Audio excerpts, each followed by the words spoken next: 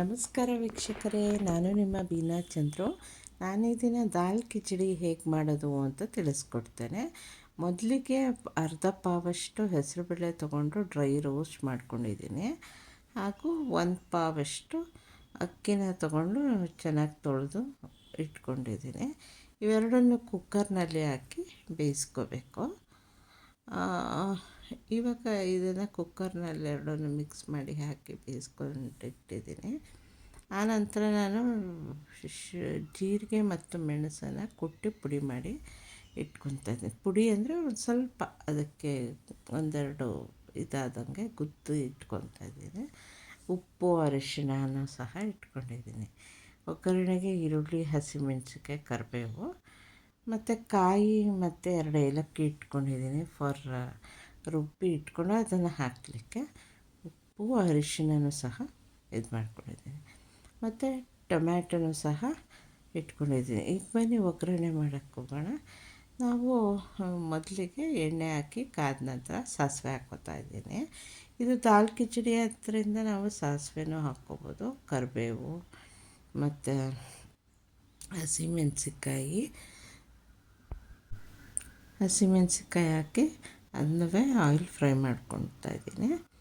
ಆನಂತರ ಇದಕ್ಕೆ ಈರುಳ್ಳಿನೂ ಸಹ ಸೇರಿಸ್ಕೋಬೇಕು.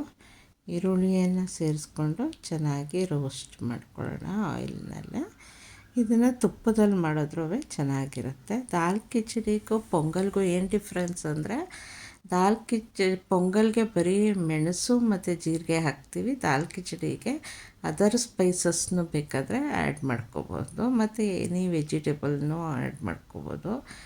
ಮತ್ತು ಇದು ಹೆಸರು ಬೇಳೆಯಲ್ಲೇ ಮಾಡಬೇಕಂತೇನಿಲ್ಲ, ಯಾವುದಾದ್ರೂ ದಾಲ್ನಲ್ಲೂ ಮಾಡ್ಬೋದು. ಯಾವುದೋ ಇನ್ನೊಂದು ತೊಗರಿ ಬೇಳೆ ಅದರಲ್ಲೂ ಸಹ ಮಾಡಬಹುದು. ಇದಕ್ಕೆ ನಾವು ಟೊಮ್ಯಾಟೊ ಸೇರಿಸ್ತೀವಿ ದಾಲ್ ಕಿಚಡಿ ಅಂದರೆ, ಅದಕ್ಕೆ ಹಾಕಲ್ಲ ಪೊಂಗಲಿಗೆ. ಈಗ ದಾಲ್ ಕಿಚಡಿಗೆ ವೆಜಿಟೇಬಲ್ನೂ ಸಹ ಹಾಕ್ಕೊಂಡು ಮಾಡಬಹುದು.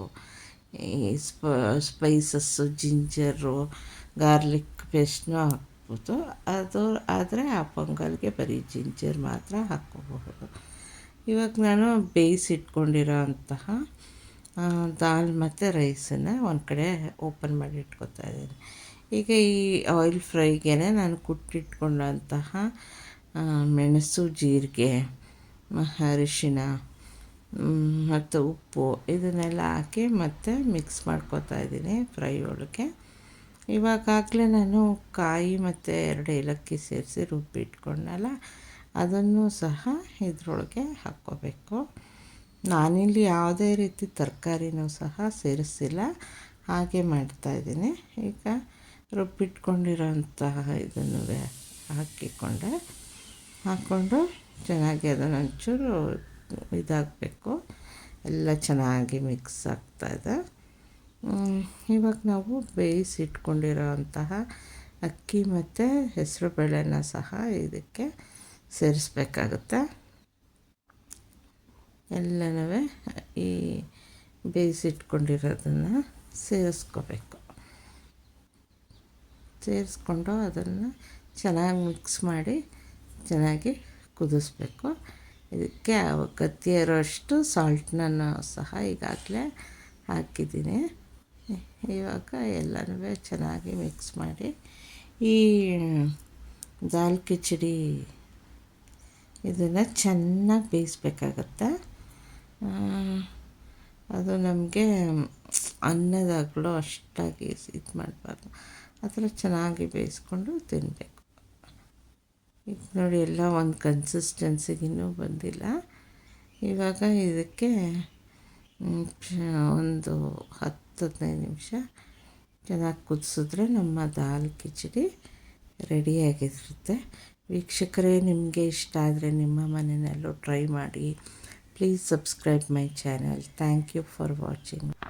ಇದನ್ನು ಚಟ್ನಿ ಜೊತೆ ಅಥವಾ ಮೊಸರು ಬಜ್ಜಿ ಜೊತೆ ತಿಂದರೆ ತುಂಬ ಚೆನ್ನಾಗಿರುತ್ತೆ.